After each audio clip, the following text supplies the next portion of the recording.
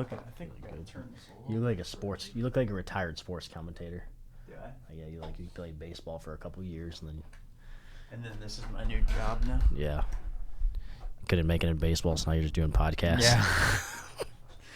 Well, it was a good run back on the field, but Took a line drive right to the chest, and I had to retire. Yeah, basically. What do you think of these angles? Yeah, they're good. They'll work. It's perfect. Dude, I gotta stop losing weight, man. I'm down to 170 pounds. Really? Yeah. I think I'm dying. You feel like you're dying? No, I lost too much weight. Why do you think you lost too much weight? I've been walking at the airport, and then I started cycling carbs. What is that? Like one day I won't eat carbs, and the next day I will. Really? Mm-hmm. So how does that work? One day you eat carbs, and the next day I you don't know, eat but like, carbs. what's the point? It's supposed to help you burn more fat, and it's just supposed to be healthier because carbs. Let's just roll into it. Yeah, because carbs turn into sugar, so it's unhealthy. So I was trying to eat less carbs and do like more of like a paleo natural thing. And Okay. yeah, What got you on this kick? I just wanted to be more healthy. I was eating fast food. I was on the road. Did your diarrhea? Yeah. Was that a big? Yeah. drive? So that was part of it. So I just said, okay, I'm done with this. And So then have you been doing this for like a week? no, I've been doing it for like 4 months. What? Yeah. Dude, 6 months ago I was almost 200 pounds. Really? Yeah. I was like, I don't know how 195. I didn't notice. I this. don't know. Yeah. So you lost almost 30 pounds in like 4 months? Yeah, like 6 months. And then Holy then I shit. stopped lifting weights and I started walking a bunch. Really? Yeah. So has it been since you started at the airport, pretty much? Yeah. But then I started like skipping meals with Lily, and it's just been a combination of things. Yeah. Dude, I feel weird like after the hernia surgery, like Yeah. I can't do like any physical exercise or anything like Anything. that, and I still can't do that for another week and a half. When you sit down and stand up, can you feel there's not something? Yeah, like There's still something healing. Do they stitch you up? Yeah, they do like laparoscopically through your stomach, but like, so I got like a few incisions there, Yeah. but they went in, they did everything, and I definitely had a hernia for sure, but the reason why I got the surgery is because I have this like bump in my groin, and I was like, oh yeah, that's what they took care of, and then I felt it like today, and it's like that the bump is there. I'm like, maybe I didn't understand what a hernia was. No way. So you Yeah. for sure had a hernia. Yeah, Maybe you have another hernia. I don't know what this is, so I gotta follow up. I gotta talk to him. They fixed the wrong hernia. No, they did the right side, and I definitely had something. I had definitely sports injury or something for a long time, but well, so they fixed something, so that's good. why did you get on this carb cycling? How did you like find out about it? I talked to somebody that was in really good shape, and he's like, Tell me your secret. yeah, this is my secret. And like, I'm not an expert or anything, but I like to try these new things. Like, you want to try to be as healthy and feel as good as you can. So I started doing it, and I'm not consistent with it. And I've sometimes to skip meals, and I was kind of like started doing intermittent fasting also, where I wouldn't eat breakfast and I wouldn't eat lunch till like 1 or 2, and then I have dinner, and then again. So I think it all just came into play. So what is carb cycling? So it's like you can, whatever body type you have, or however you choose that you want to do this, you can have carbs one day and then the next day not have carbs, or have like carbs for 2 days and then not have carbs for the next day. Okay. And it is just basically you're dumping carbs from your diet. Yeah, you're eating less carbohydrates. I guess that makes sense. So like, what because I'm never gonna cut them out. Yeah. I'm always gonna eat bread. Yeah. I'm always gonna eat have some snacks and things like that. So it's like for me to say like I'm gonna be super healthy and never have carbs would just be dumb. Yeah. Well, you really can't do that. I mean, it's hard, but it's weird. I started doing that like maybe a month ago or something like that. And Rebecca, that's where these fucking nuts and stuff came from. Yeah. She's making me these like snack packs and stuff. That's good. Because otherwise I just eat the shit that's here, or I eat a ton of sugar. So yeah, this has been this has been good to switch it up. But I've been kind of doing that, like cutting it way back on the sugar and the carbs and stuff as much as possible. But I don't know, when I don't have the prepared meals, it's kind of harder. Well, the thing I noticed about you is that you eat a ton, but you eat like a little bit throughout the day. Yeah, like a rabbit. Yeah, it's like little snack, little snack, little snack. Just a little snacker. Yeah. That's all I am.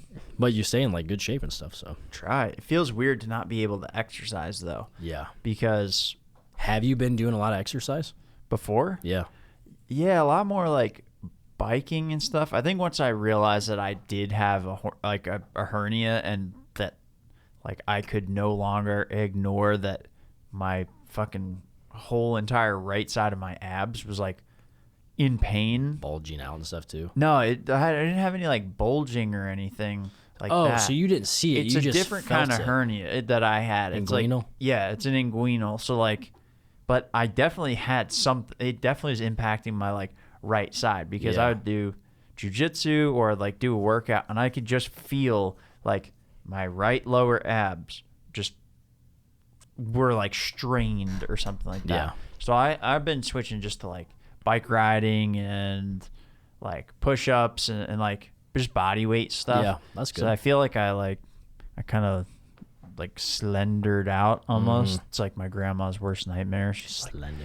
Like, you're getting so skinny. Are you skipping meals? Yeah. Like, you not eating? Yeah. Well, why'd you pick carbs? So like who well, I don't know if you want to say, but no, and I'm not even like that serious. I wasn't really that serious about it, but then I just started doing more cardio, and I've never been really one to do a ton of cardio. Yeah, you tried to like go against your body type though for a while. You tried to be like a bodybuilder type, and you're not really like that. No, so man, you're eating fucking protein. Yeah, I'm a skinny guy, and I guess what you'd call like an ectomorph, and I got up to I'm an like, ectomorph, bro. I'm an ectomorph. That's what a mesomorph for us. I'm a mesomorph. So I have like I'm a skinny guy. And I started working out with a guy that was completely opposite build of me and also one of the strongest humans that I've met to this day. Yeah. And I try to like keep up with him. And in doing that, when you're doing these like powerlifting workouts and these like cleans and squats and, 300-pound plus bench press, then it's like, okay, you have to eat a ton of food. But then the second you stop doing that, then you're still eating a ton of food, and then it's not good. What was it like doing that routine and like doing all that, lifting heavy weights? And I was just sore all the time. Really? Yeah. But it was cool, man. The thing that he taught me, which is probably one of the most valuable piece of, I guess, like weightlifting information that I've ever received from anybody, is that you work off of percentages. So like if you're building so if you're building a plan for yourself, you want to get from point A to point B. So like I told him, I said, dude, like my goal, I want to bench press 225 pounds. This was in 2018. And I was like, but I'll never bench press 225 pounds 10 times. That was my goal. I want to get it 10 times. And he's like, no, you can absolutely do that. Dude, how many times can you do it right now? I was like, 1. I can get like a struggle 1, lock it out, put it back up. And I worked out with him, dude, for, I want to say 8 months, and I was cranking out 225 10 times, like no problem. Really? Yeah. And what he had taught me was that you start with your 225. That is your 1 rep max. Okay, so he made a workout plan. He'd say we're going to do bench 3 times a week. This is your goal. We're going to do bench 3 times a week. You're going to do, on a Monday, you're going to do, say 5, you're going to do 5 sets of bench. For the first set, you're going to do 10 reps of 50% of your 1 rep max. And then, on the next day or whatever, you're going to do incline, and you're going to have a different 1 rep max for your incline bench, and you're going to do this percentage with this many reps. And every week, you increase that percentage little by little by little. Well, it's like the compound effect that we talk about. All of a sudden, within month 5, you're doing 100% for 10 reps of your 1 rep max, and all of a sudden now your 1 rep max is 350 pounds instead of 225. What made you want to start doing that? I don't know. I like to go to the gym and I like to lift, and I did it towards the end of high school is really when I first started getting into exercise, and I really didn't do it much until then. And then college, and I I saw results that I liked, and then I kind of, you start your job after college, and you just kind of fade away. And I was like, all right, I'm gonna get back into this. I want to do something that that'll keep me healthy, and so I got into it. And so it's cool, man. I always wanted to see what I could do. Yeah, getting stronger and shit. Yeah, like it's cool, man. It feels good. Did you see like a movie or something? You're like, I want to be like that. I No. watched Scorpion King 15 times, and that's what I want to be. Yeah, no, but that's no. I'm not gonna look like The Rock. But no, I don't think it was like a movie in particular. Not with that attitude, but actually if you break it down and you just do a percentage of it, then you can actually be like The Rock. I hate you. Yeah, maybe. Yeah, you could maybe. Probably not me because he's like a foot taller than I am. And why'd you shift? Why is this? Yeah, you look better than you did when you were actually like doing all of the like workouts and shit. When you were 6 burgers a day, and when you were on it, you looked like really strong and everything. But yeah, I guess actually now that you say that, when you stopped doing it because it wasn't your body type, like I don't know, it just didn't like fit you. Yeah, and you look like you're the way that you're supposed to be. Yeah, I feel like I'm the way. I need to gain a little bit more weight, but I feel like I'm more or less the way that I should be. I just need to exercise a little bit more than I am right now. I just don't need to do what I did before. So why did you actually choose this time? Like how come this time you're like, was it just like maybe like I guess maturity? It was kind of like maybe it's just like, when you're like, I want to be as strong as I can be. I want to be a huge guy. And then it's like, then you do it. Like, okay, I don't really want to be huge. I don't want to eat all those calories. It's unnecessary for your body to like have all that weight on it, especially when you're like, you have a small frame. Yeah. So probably a little bit maturity, I'd say. So what is are you doing a 60-day challenge? Kind of. Do you want to talk about it or no? We can. Yeah. Yeah, we can talk about it.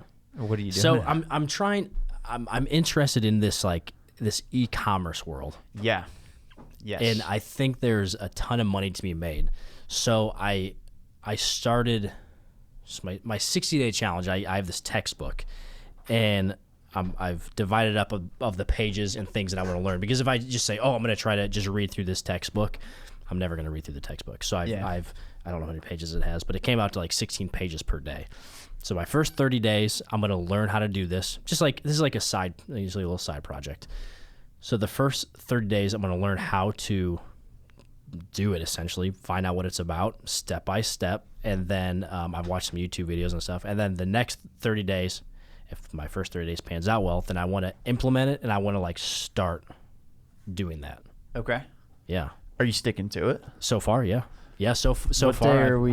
What day are we into it? 6 days? It's the 6th. Yeah, October 6th. So we're 6 days into it, yeah. I got to do tonight still. But yeah, I did miss a day, but then I just caught up the next night.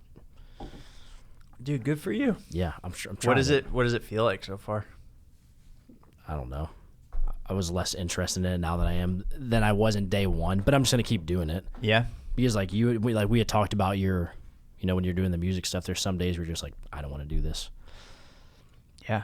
It's something like you hit points you're like, all right, maybe this isn't like what I like want to do on the side. But then I think that there's more, like I think it's going to lead me into other things that I might end up being into. Yeah. Yeah. That is all part of it. You got to just fucking stick it out, dude. Yeah. Dude, I was going to actually give this to you before, but now since we're on the show, it makes it seem more legit. Right. This is called the Personal Credo Journal.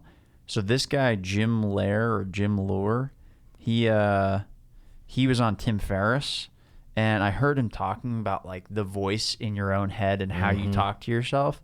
And after like hearing that episode, I was like, oh, I want to get this thing and see what it's about. So it's literally like a 90-day challenge thing. I actually only got 50 something. You were telling me about this. But it's like a bunch of writing prompts.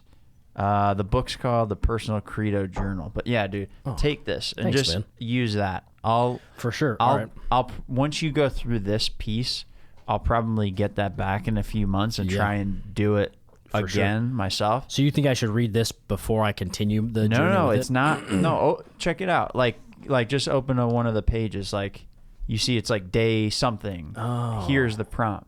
So basically it's like take 10 minutes a day, even if you can only do like 5 minutes a day, and just do those prompts and stick with it. Because part of it is like, if you're doing this kind of challenge thing, part of what will help is having like other things that are somewhat consistent with it. It's like, you know, building a little bit of a routine around it. You could either do it morning or night, like whatever it is. But yeah, if you, that's cool. No, thanks, man. That would, seems like it could. I think it'll help. It helped me a lot. Yeah. How did it help? Like, the questions in there are really good. And this was around the time when I was reading the 4 agreements. Mm-hmm. Like, I was kind of doing them in tandem. What's that? Yeah, what is that? Well, part of like the way that you talk to yourself, right? So if you've got, I don't know if you have this problem, but like like self-talk is like, piece of shit, you're a fucking idiot, like, what are you doing? This is stupid, you're stupid, all this stuff. So kind of reshifting helps to reshift the way that your inner voice works. Because I guess what this guy found is, by training and working with like thousands of the top professionals over 40 years or something, like one of the biggest things was the way that they view themselves and talk to themselves has like huge impact on their ability to be present in sports, right? So like if somebody's like a top golfer or top tennis player, but they're like, their mantra in their head on the field is like, you fucked that up. You missed it. Like, what's wrong with you? The rest of that game, you're going to be playing with just that slight piece of weight, just fucking weighing you down, you know? And so just changing the way that you think of that stuff in kind of an unexpected way. Like, it doesn't ask necessarily direct questions that you would think you should be asking yourself. How long ago did you read this? I did about 50 days of it earlier this year, probably around the time I was doing that challenge, maybe January or all right, it's like 6-7 February. Months ago. Were you able to stay consistent with like your inner dialogue with yourself when I was doing it? And like, what about like right now though? Like, do you still find yourself like giving yourself positive reinforcement, like when you're like talking to yourself, or do you still go back to like, I'm definitely less harsh on myself. Yeah. Not in the initial though. The nice thing about that was the ability to take a step back and then realize like you shouldn't talk to yourself that way. Mm-hmm. You know, like the initial gut reaction now that I'm like that removed from it is like, the fuck are you doing? What's wrong with you? You know, like you're like an idiot. But now it's like, after that initial thing, the wheels start spinning. You start getting in that like loop of like anxiety, and you're like, oh dude, hold on. This is the only thing that will happen if you talk to yourself like this. Like, this is not because I'm crazy or I have anxiety problems. It's like, I'm more predisposed to that, but like, I can make that choice now that I'm aware. Before, I couldn't make that choice. So even though your initial reaction might be like, oh, I can't believe I did this, you're such an idiot. Now it's like, you're like, you do that still, but then you're like, all right, dude, everything's fine. You're good. Everything's going to be fucking fine. Continue to move on. Yeah. Just like, it's going to be all right, but you also can't be a loser. There's value to that voice in your head, but like, okay, what can you actually do? What's important? Isn't it crazy that a small little thing like that can just throw a wrench in your whole day? Yeah. There's this, I don't know, maybe like Denzel Washington or somebody said this. It's like, all right, so you imagine like your day is like a bank account, right? Say you have $10,000 in your bank account, and somebody comes up and they steal, $1,000 from you. Are you going to just take your bank account, just throw away the other $9,000? It's like, no, of course you're not. So if somebody, you have something bad happen in your day, you're not going to like, that's a good point. You shouldn't just let it ruin the rest of your day, but most of us do that. Yeah. Something bad happens, you're like, oh my God, my day is ruined. Do you ever do that? Yeah. Like, what does anything come to mind? No, nothing in mind, but I try not to let I've never done that. No? I'm not saying like it like I ruins. seize every day. Stop it. I'm not saying like it just like absolutely ruins my day, but it like, dude, it'll like set me off to be in a bad mood the rest of the day. Fuck yeah. Dude, there's all kinds of little things. Like, I didn't get good sleep last night. The dog was like, fucking yapping. No. Yep, yep, yep, yep, yep. No. Oh. Shitting a bunch. Oh no. All throughout the night. So it's just good practice for when the baby comes. That is, yeah. But yeah, like it was just like I didn't know that was like I was feeling off from that, and then I came in and Greg's like, yeah, we got a podcast at 11 that we're doing, and I was like, oh, I don't have a calendar invite for it. He's like, oh, I didn't send it to you, but we're doing one. And I was like, all right, cool. Yeah. Like I was able to roll with it, but it's just like you got these things in your day, and they don't even have to be bad. It's just like a shift, and then all of a sudden, like that bank, like half of your bank account is gone, and you're like, I couldn't even think for the day because I was I was tired when I started, and like now the whole day pretty much just gets away from you, and you just kind of fight to get something done. Yeah. But that's the good part about the challenges is that it's like the thing that you have to fight to do regardless. Yeah, which I am right now. It's like I don't really want to read 16 pages of a textbook, but yeah, might as well. What stuff is like, what is like the basis? Like, what are you learning so far? Some of the pages are like overly descriptive. Really? Like how to log into a computer. Oh, like that. So I'm like, I'm going to skip over this page. I'm going to skip over this page. But some of it's good. There's like a lot of statistics. Like, what is it? Like, I think, so 50% of products now are like bought online. And out of those 50% of products that are bought online, like a huge majority of those are bought just on Amazon alone. So like, just like learning things like that, it makes you realize the opportunities that there are to do, stuff online. Yeah, it is no crazy. Matter what it would be. Mm-hmm. Yeah. So the world is changing, I can see that, brick and mortar stores are obviously very readily available and everybody goes to them still, but to see the trends, they like showed the trends from whatever, 2000 now to like 2020. And it's just like every single year, it's just like, it went from like tens of thousands to hundreds of thousands to millions to billions. It's like, yeah. Astounding. It's wild. Yeah. Yeah, I mean, the trend has been going that way for a long time. I don't know. I don't really buy all that much stuff off Amazon. I do buy things online though. Yeah. But I buy them from other places. But I don't really buy like I buy all this shit from like B&H Photo or something like that. Yeah. Do you use like a PayPal account and stuff when you buy? Yeah. Yeah. PayPal I think is way better because you can buy stuff and then and just not have to like put your credit card into places. Yeah, I have a PayPal account. I actually got the PayPal account because I bought a record from Test One on Instagram. Oh yeah. Yeah. Oh yeah, like it was like a comedy album, right? Yeah, dude, it's so cool.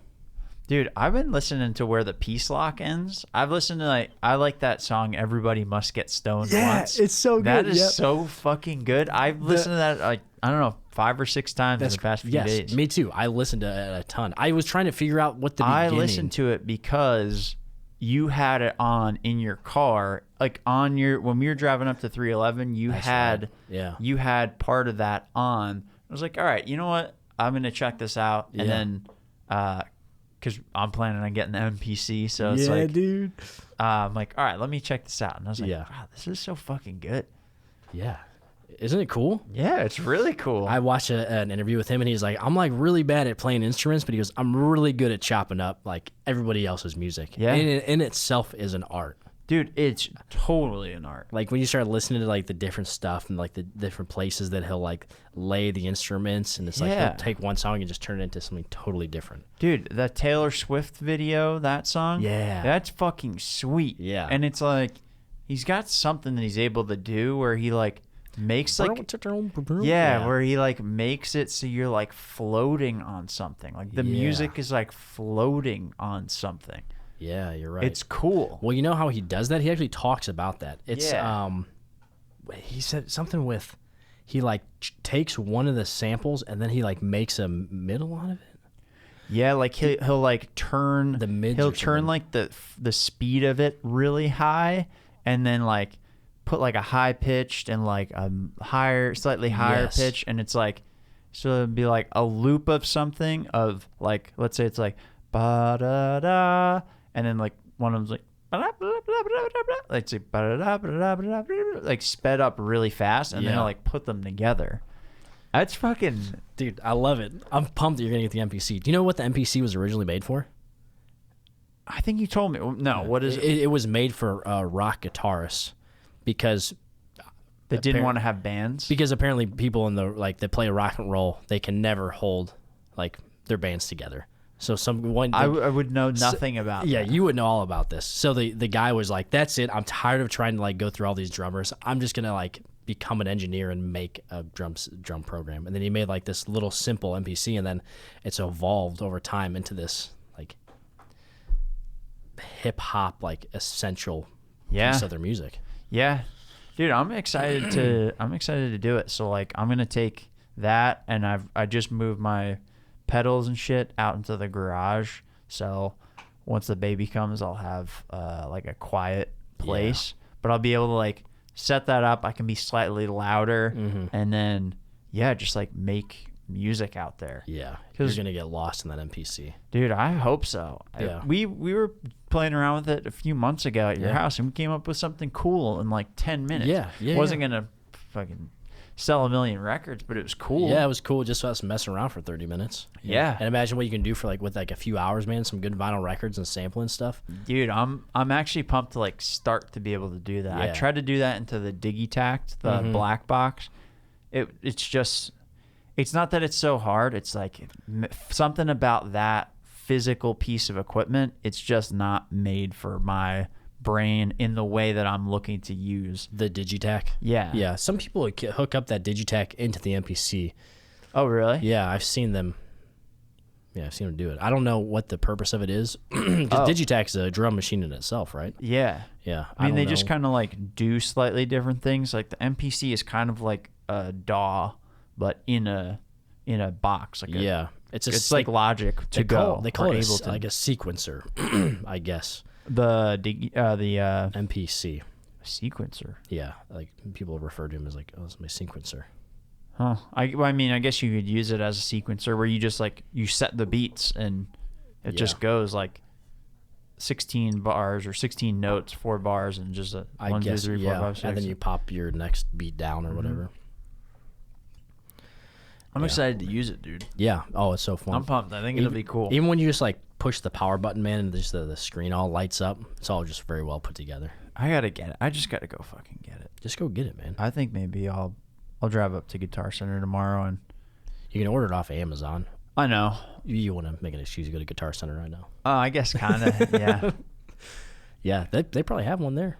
Have somebody yell at me about a mask. Put your mask on. Put your mask on if you want to look at this used really, pedal. You really don't have to have masks in places still. I try to wear them though. I don't care anymore. Yeah. I don't care what you do. I don't care about you. Yeah. You piece of shit. What story did you said you had a story that you wanted to tell? Oh, dude. So while we're like on, like we're kind of in the same stuff. We like art. We like music. So have you ever heard of this band called Death? Yes. Are they like a Norwegian? No. Oh no, this is the Zimbabwe? No. This is super cool. So I'm trying to figure out how I'm going to start this.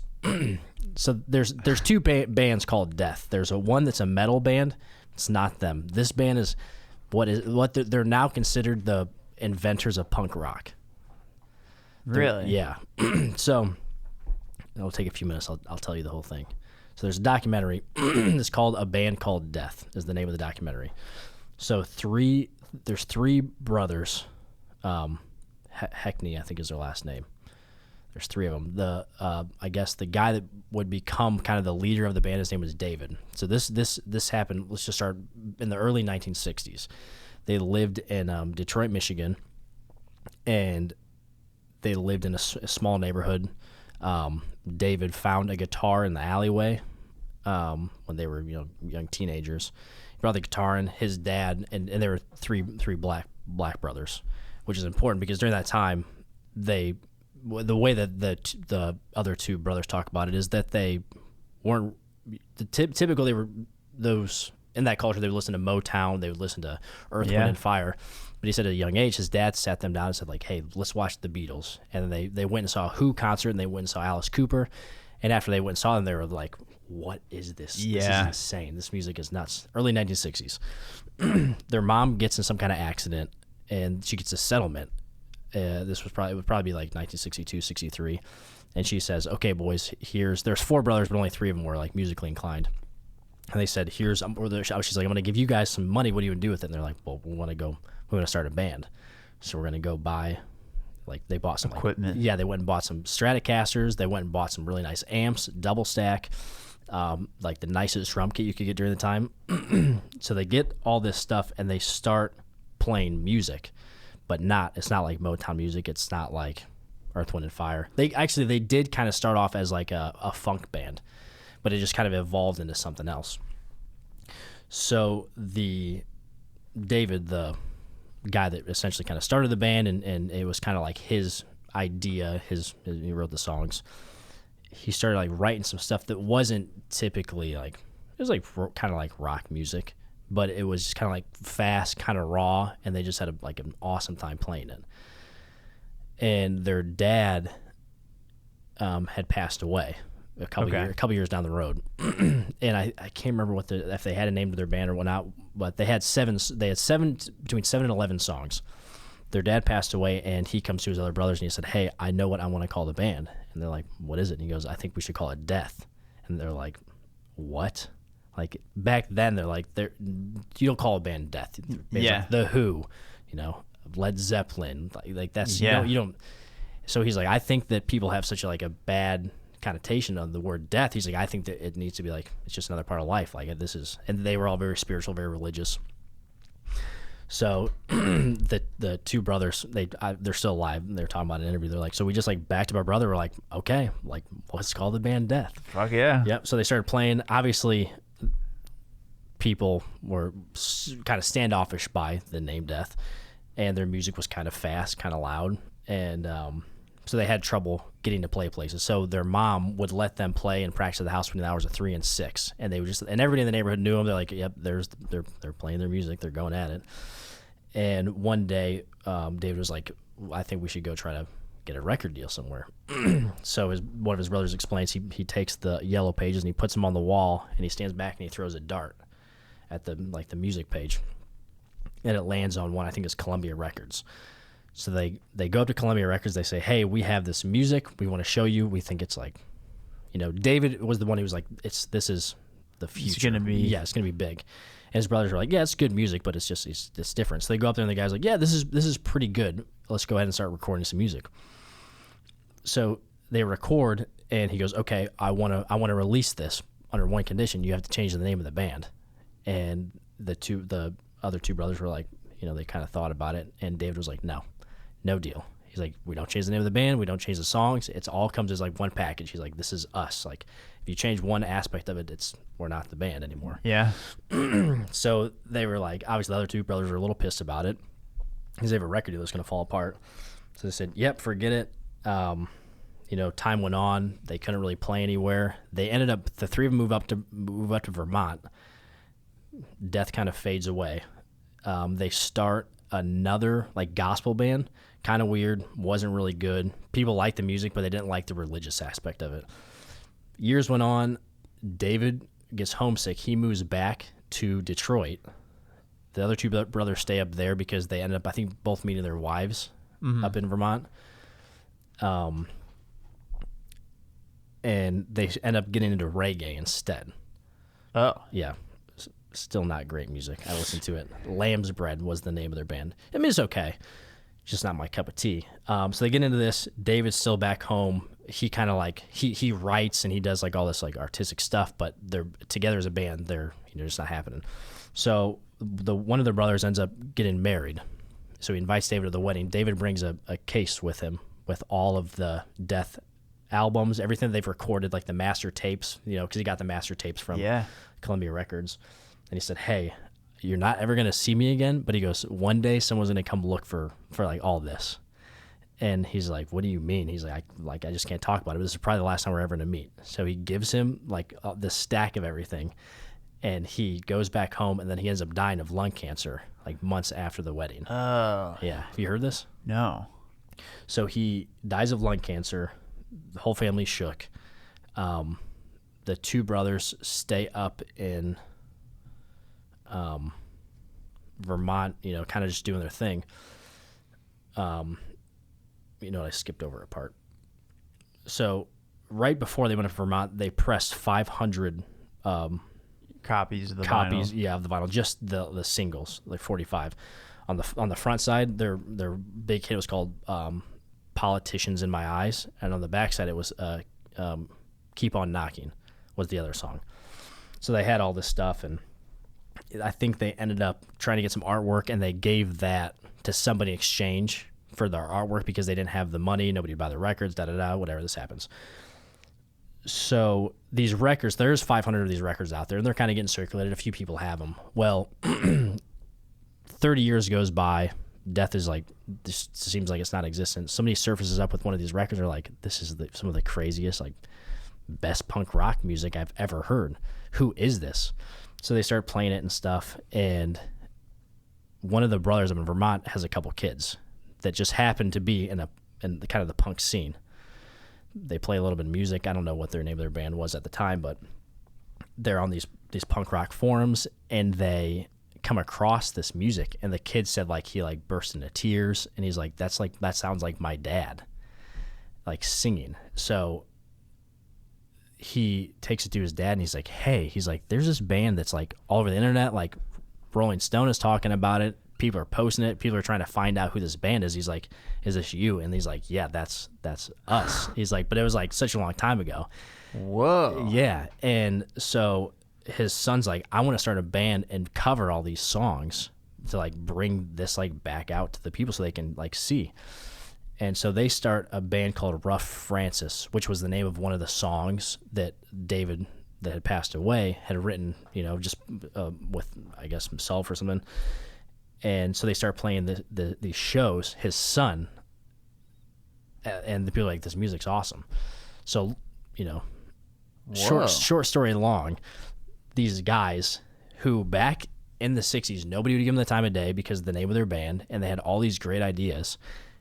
30 years later, they thought that they were doggone disappeared. These guys come back, and now they're called the pioneers of punk rock because they started making this music in the early 60s, way before the Sex Pistols, way before the Ramones, way before any of these guys, and nobody had ever heard of them. Whoa. Yeah. That's wild. Dude, crazy story. You got to check it out. A band called Death? They're just called Death, yeah. Wow. Yeah, it's the whole thing is just it's nuts to me that during 30 years isn't that long of a so they came back around in like the 90s. It was the early 2000s. Okay. So the early 2000s they come around. They start getting big, and the guy's like, this is insane. He goes, David would be like, he just wouldn't believe this, and they I can't remember, somebody from some big rock and roll magazine sends this, and they say, hey, we should remake these two and reissue this out. And he's like, why? He's like, they didn't want to just make 2 songs, a couple singles. They're like, find the band, let's make a whole album. So in 2009, they find the 2 brothers, and they say, hey, do you have any more music? Because they only have the 2. They're like, well, we have 7 songs that were recorded with Columbia. We have the master tapes too. My brother died and gave me this as like the last time I saw him, said somebody's going to come looking for it one day. And he was just like, how did he know that somebody would come looking for this? And now they came and they made a 7-song album. Whoa. Yeah. And then those 2 brothers ended up finding another guy, and then they made 3 more records. And I think 2015 was the last one they made, and I don't think they make it anymore. But that's pretty sweet. Yeah. Could you imagine being like, Crazy. I don't know what, 60, 70 years old or something? People just like, hey, that music you made all that time ago, can you play that again? Yeah, it's crazy. You need to watch it because they're so emotional about it. Because they're like, the guy that was writing the music was like, he died. Yeah, a long time. He's like, you don't. And then he was like telling everybody, like, you guys don't understand. Like, this is good music. This is music of the future. And then nobody believed him. They're like, the band name's weird, you guys are weird, the music's strange. And now we look back in, 2020 and say, okay, these guys were actually the pioneers of punk rock, and no one even knew then. That's crazy. Yeah. So I think about these things, and like we just watched this documentary, the same deal. It's like this guy made these sculptures and all this stuff, and it wasn't until almost his last couple years of life where people came and appreciated how much he had to give to the culture. Well, and like he was kind of famous early on, and then World War II happened, and everything gets destroyed. You move to America with like no money, and that shit just gets like buried. Yeah, and then somehow it resurfaces when people pass away, and it's just like, well, I wonder why that is. Yeah. Holy shit, dude. Yeah, that's a cool story. Super cool. Yeah, you don't hear stuff like that. Yeah. Well, you got to check it out on your way home tonight. This is just listen to the music. Yeah. How did you hear this story? I heard it a long time ago. Really? Yeah. And then they popped up on Spotify. I was like, I forgot about Death. Oh, I started jamming it, and then I rewatched a little bit of the documentary. Oh, okay. It was a documentary. Yes, yeah. There's a documentary on it, and their brothers are in, the whole family's in it. Okay. Yeah. Dude, that's fucking sweet. Yeah. Cool guys, dude. Wouldn't it be cool to make a documentary? Yeah, it'd be a blast. Right? But how do you get people to talk to you? I don't know. You'd have to have like a documentary about something. I feel like, it's hard to get people to come on a podcast and talk about things, let alone, hey, sit in front of this camera, tell me about your life. Tell me everything you know. Everything. Yeah, no, it would be cool. You'd meet a lot of interesting people. Yeah. Unless you're doing some kind of like murder crime thing, I'd be kind of weirded out about that. Hi, I'm special investigative journalist Mike Bolensky. Yeah. I want to tell you about a triple homicide I saw where a woman's face was ripped completely off. Whole family was decimated. It was crazy. Let me tell you about it. Yeah, but how do you confront those people? Hey, man, can you tell me about the time that this happened? Yeah, can you tell me about that time you found the whole family in their bathtub? Yes, let me tell you about the worst day of my life. All right, wonderful. Turn the lights on. Yeah, can you change that backlit color to a nice red for me? Just be terrible, man. It would be interesting to talk to those people, though. Like, just to kind of get the psychology behind how they think about this stuff.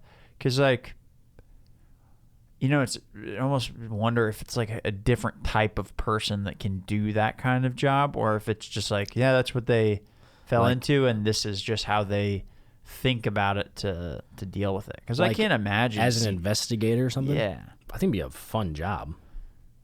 I mean, I guess as long as like you don't come across like the super horrible shit, it would probably be pretty cool and interesting. But there's got to be some wacky shit. Oh yeah, no, it would be fun. It would be cool, but it'd be like I have the utmost respect for like nurses and paramedics and stuff like that, because you got to deal with a lot of dying people or sick people on their worst days. So yeah, that part would suck. But I think it'd be fun, like investigating, like finding clues to.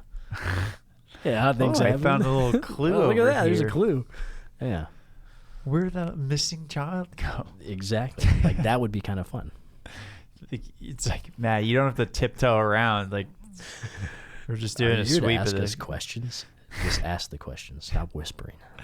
So, where do you think the bodies are hidden? I don't know. Oh my god. Yeah, that guy. So I don't know. It's interesting that when the way you say it of the guy being like, this is the next wave, like this is the future of music, right? Yeah. Like this is what's next. Like you got to pay attention to this. Like, I guess that's kind of how so many things are, where like somebody from a younger generation is like, this is the next thing. Like, guys, this is clearly the next thing. And then it takes off, but every generation above them can't see it. Yeah. It almost seems like the way that humans are made is like there is a natural division between the ages, right? Just like by as a young person, you don't see all this stuff, right? You don't have all the experiences and everything, but like you can see what you can see. And then when you kind of hit your 20s or 30s and like start maturing, you learn more things and you kind of step into like a next section of life. But now, like at 28, if I were to go try to figure out like what the kids are doing, like I'm going to have a way tougher time of being able to see that, you know, like and it kind of gives the younger generation the ability to grow their own thing and not be so like infected by the older people in a way. Yeah. You know, like you're influenced, yes. Your older people have much more control over like the playing field of things for the younger people, but like they can't be part of that culture. And if they are, kids are like, what the fuck is this person doing? Yeah, it's awkward. Yeah. Like, why is this old guy with a fedora at this like 18 plus club? Like, what's the deal? And you run into those people. In college, there was this guy that would be at Brothers Bar all the time, and it was just weird. He was always there. Nobody knew why. So what was his? I don't know, just dancing and hanging out and drinking with all the college kids. He was like maybe 75, 80. No. Old guy, yeah. Like old guy, yeah. It's cutting the rug, dude. Holy shit. Was he dancing and stuff? Like, yeah, doing what he could. Exactly, yeah. Oh my God. Yeah. Would he like hit on girls or? I'm sure he would. Yeah, dude. That's something. I mean, when you're living in Muncie, Indiana, if you're living in that area, you're probably at that age. Yeah. Can I tell you a story about when we were at your wedding and we left? So that morning we were flying out of. Curious to see what you're gonna say. We were flying out of the airport in South Bend. The next day, you guys flew out, right? Yeah. That morning we had like fairly early flight, and we like go to call an Uber, and there's like none, right? And there's like somebody else was like, we got to go to a different airport, and we got to be there in like an hour and a half, and it was like 30 minutes away at least. So one of the other guests there ended up driving them, and then an Uber popped up, so we got it. Pulls up, like beat up car, and then he goes like, hold on, before you go to try to put your bags in the trunk, a lot of water is going to drip out of here, so just let me open this and just give it a second for the water to fall out, and then you could put your bags in. We're like, all right. And then so we put them in, and then we close the door, and we get in the car, and he's FaceTiming with some woman, and then while he's driving. Yeah, while he's driving, but it's on the thing, and then he's like keeps telling us for the first like 5 minutes of the trip, I don't know that we're gonna make it all the way there. I think my car is gonna fail before we make it there. I think my car is gonna break down. He said it a bunch of times in a really short period of time. Did you peek up and look at like his engine light and everything was on? Probably every like fucking a Christmas light. Tree. Every light was on. We were driving like way under the speed limit, and he's like, "This is my girlfriend. She's from the Philippines, and she's in the Philippines now, and she always is FaceTiming me because she gets worried that I'm gonna cheat on her with like while I'm driving for Uber, so I have to stay on the phone with her the whole time." I hope he has unlimited data. And we're like, Rebecca and I were like, yeah, I can't blame her. How far is that airport? Yeah, and he's like, I don't think my car's gonna make it. You know, I just don't know that we're gonna make it there. But my girlfriend, we're gonna get married. She's gonna come over here. I'm paying for her and her family to come over here. And like, it was that doesn't surprise me at all. Why? I grew up there. I know. I understand the people that live around. I know that doesn't surprise me. Yeah, it was. So where'd you guys fly out of? Chicago or South Bend? South Bend. That's a long drive, dude. It's like a long drive in a car that a fucking nut job is telling you you're not going to make it. I mean, the only thing around you is cornfields. From where we were on Johnson Road, that's like from a good 45 minutes at least.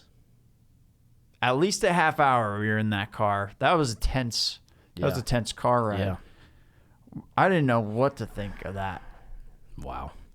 I'm surprised you guys got an Uber, to be honest. I'm surprised we got one, and I didn't think through that, and I'm surprised we made it there. Yeah. Thank God you did. Thank God. Then I could fly out, and we could fucking do whatever we needed to. Let's blow this popsicle. Say, let's get out of this town. Dude, this Szukalski documentary. Szukalski. What is his name? Szukalski? Szukalski. Stanislav Szukalski. Szukalski. Yeah, what'd you think of it? Dude, I thought it was really cool. It's called Struggle something. The Lost Art. It's called, Struggle, the Lost Art of Stanislav Szukalski. Yeah. Dude, it's pretty interesting because people like that are fascinating to me. So fascinating. Like, are you, what do you think about people that are like that have, seems like almost no self-doubt, right? Like, he was like so confident in so much shit. Is there a part of you that, like, in a way, like, envies that? For sure. Yeah. Absolutely, dude. I think anybody that isn't like that and says they don't envy, they're lying. That, like, self-confidence is lying. I wish I had that fucking confidence. He, like, yeah. It's just like David Hackney. That, like, he's like, hey, this is, like, the future. This is great music. People need to hear this music. Like, Szukalski, I'm going to butcher his name, the whole time. And, like, people like Muhammad Ali, the same deal. They're like, I am the greatest. Nobody is better at this than I am. This art will live on forever, even after I'm done. Like, yeah. I can't say that about anything that I do. No, not at all. No, like, what? But, dude, at the same time, that guy lived through wars. Yeah. Lived through, like, a bombing. So maybe, but he sounded like he was like that even, like, as a teenager. Yeah. It sounds like when he was young, he was doing all that same stuff of, like, yeah, this is the greatest thing ever. And then what was it like? He went to an art school and they were like, okay, but in order to do this, you need to be able to work with real stuff. And he was like, put in my resignation at like 13 years old. It's like, oh yeah, my father sent me from Chicago to Poland and you want me to draw real things? No, thank you. I'm bullshit. Out of here. I don't want any part of this. Yeah. It's I respect the shit out of that. Yeah, how can you not? One of the coolest things for me I saw was the way that he, like, sculpted shit, and the way that it seems to me like the only way I could think about the way you could make art like that is if you really, really, like, cleared your third eye, if you really, like, let yourself, like, fully pray and, like, commit to the gods or, like, a heavenly realm and start pulling things from there. Do you know what I mean? Like, with his type of art, it's just it's otherworldly. Yeah. I've never seen anything like it. I have never seen statues like that. Hey, what about that part when Hitler, they wanted him to draw a portrait of Hitler, so he drew him as a ballerina? Yeah, like as like a pug or something like that. Dude. And then they just send it back and they're like, no, we can't use this. Yeah. Well, he said that because it was early on when nobody really, like, knew about the Nazis, or, like, nobody really cared about the Nazis. It was like sometime still, in the 30s. Dude, as like like he was like the leader of Germany at the time. Like, they knew that he was like going that way. Yeah. Yeah. Well, I'm just saying it's just nuts to me that he would, like, just fuck it. Yeah, he just draws him and he, like, sends it to him like, what do you think of this? What do you think of Hitler as a little pug in a ballerina costume? Yeah. And they just send it back and nobody talks about it again. Yeah. Oh, no, I don't think that he's going to like, I don't think he's going to like that. Not exactly what we're looking for. No, this is not the Führer look that we're really going for. Yeah, just what an amazing guy. Talented. Dude, the sculptures that are like, it's like a hand, but then the hand has like these hooks coming out of it. They're like faces and stuff. Yeah. Yeah. I think what we got to do for the fucking show is I'll hook the computer up to it, and some of these times I'll just like pull up That would be cool. like what we're looking about, at. yeah. Because I don't know, sometimes we're explaining shit, but like go watch this documentary if you want to see it. Yeah. It's called Struggle, and the fucking thing, it's like those little like faces or mouths coming out of it. The last sculpture he did, like that was pretty cool. One of the crazy things is that I love about people that are fucking like this is like, he's like, yeah, I couldn't sculpt anymore, so I got obsessed with the origin of the human race. Yeah. And he's looking at like Easter Island and stuff. And I know that so many people think that that's crazy, but like there's so much information out there in the world that you can drown in the most benign shit every single day, but like that kind of thing, that could be literally anything. The origin of humanity can be literally anything. It just, those kinds of theories that come from people like that, I don't immediately go, oh, that's stupid. I'm like, here's the thing, what do you dude. got? It sounds crazy on the surface, but it might not be that far fetched. Right? Like, what do you think people like him? Like, how does somebody become like that? What do you like?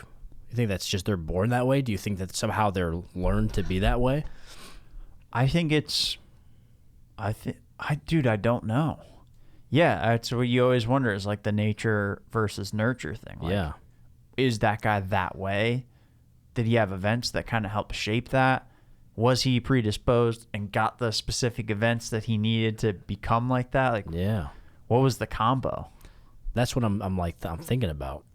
Because all of his friends towards the end of his life, they're like, all right, what do they call it? It's sort of the Z, the concept that he came up with, the origins of humanity. I can't remember what it was called. Yeah, I don't remember. But they're just like, all right, yeah, that sounds pretty good. And he was like still so passionate about it. He's got like 50 volumes on his wall. Yeah. So I'm sure there is probably some stuff there that made absolutely no sense. But if you think about it, like we do it like in ancient Egypt, like they find like matching hieroglyphics between things and they make connections and say, oh, okay, this person came from here. Or like like people inhabited like from Polynesia, they came to here because of the symbols and things that they left behind. So the idea and the concept they came up with isn't that. It's not that far-fetched. Yeah. And dude, after reading, like I'm reading the history of the Stoics right now, and it's like, it's got a map like right in the front. Like, look at this. All these names are different. Like all of these places were historical places that aren't even places anymore, or like obviously physically they're places, but they've changed. Like Babylon isn't a thing anymore. Like all these different Babylonia, all these different things. Our history is so fucking all over the place.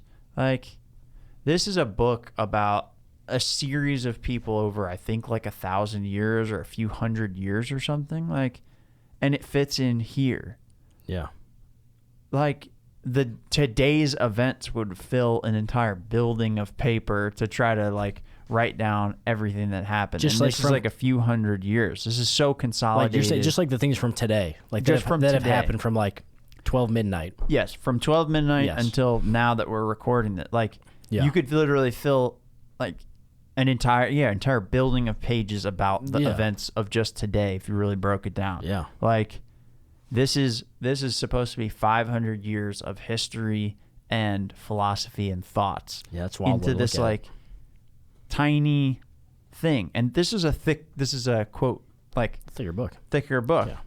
You know, like we have so little understanding of where the fuck we come from, and not many people have much understanding of it. Like the percentage of people that really like understand a good amount of history and things like that, the lineage of where people come from, or even have like a good theory on it, is what, 0.001% of the population, Maybe. if that. Like it's such a small amount. And I don't know why like people look at that stuff as crazy, and then it's like the Big Bang. Like, do I believe the Big Bang happened? I think so. Like, yeah, some pretty smart people have said it, but it's funny when people are like, oh yeah, whatever religion's so fucking stupid, they believe this. Is like, you only believe the Big Bang and all of this shit because somebody told you, and that's what a lot of people tell you. Yeah. I don't know if the entire universe started 4.6 billion years ago, like, and like the smallest fucking thing, and blew up to where we're now sitting in a room talking into microphones about the origin of the universe from 4.6 it's like billion the mind years ago. talking about itself. Yeah. Like, I got no fucking idea. Yeah, the only reason we talk about all these things is because we heard it from somewhere. Yeah. It's a majority of the stuff. But that, I think you just nailed it. I think that is why maybe this guy doing this kind of art is so captivating and like it makes you so envious, because he's like, you can tell that he did not live his life for the perception of other people, like through their perceptions. He like tried to see the world through his own perception of reality, you know? Like, he didn't let anybody's opinions get to him. Yeah. And that's what I was kind of I mentioned to you. It's like you look at these people who've done these great things, and nobody ever conforms to like the societal norms. Yeah. And it's like, but that's what everybody wants you to do. They're like, oh, you need to do this. Like, these are the things that are common, and if you want to be a good citizen, then this is what you do. But then these people, they go and they don't do these things, and they go off a beaten path. They get outside the box. And then those are the people we remember. They're the people that do great things. Dude, I was watching Gladiator. Conundrum. I know. I was watching Gladiator the other night, and it kind of actually like reminded me of like an alternate way that you can think about life and the universe and tasks and things like that. So this is not spoiler alert if you haven't seen it. I don't know. Gladiator's been out for a long time. Yeah, it's been around for a long time. Sorry.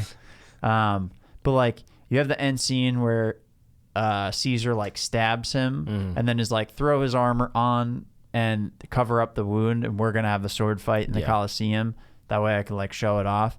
And as he's like in that sword fight, he's seeing like the door to the next world there, but he's not walking through it yet. And he's still staying in the present because he's got a task to do. He's got to fucking kill this guy so that way the lady and her son are safe, right? That's cool. And he's like fucking zoning out. He's bleeding out. He got stabbed in the chest. And he's like going towards that door to the next fucking dimension, realm, whatever.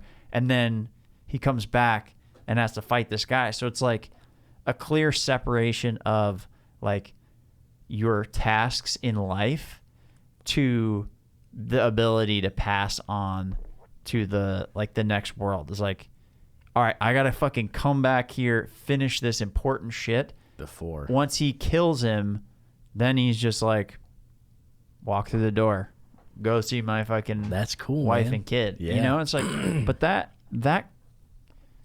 could be a way, that could be how like reality really is, you know?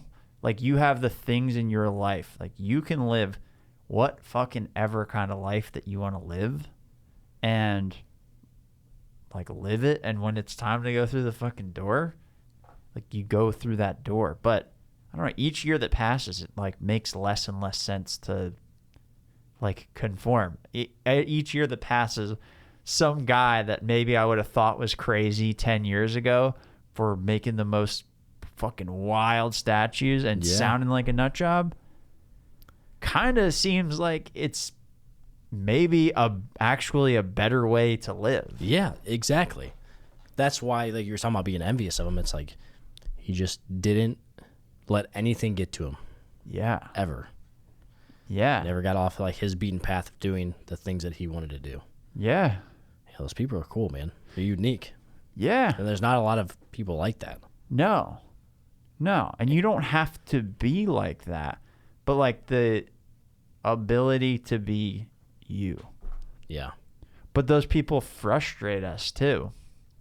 Like in real life interaction, like sometimes they're not good for cooperation and things like that.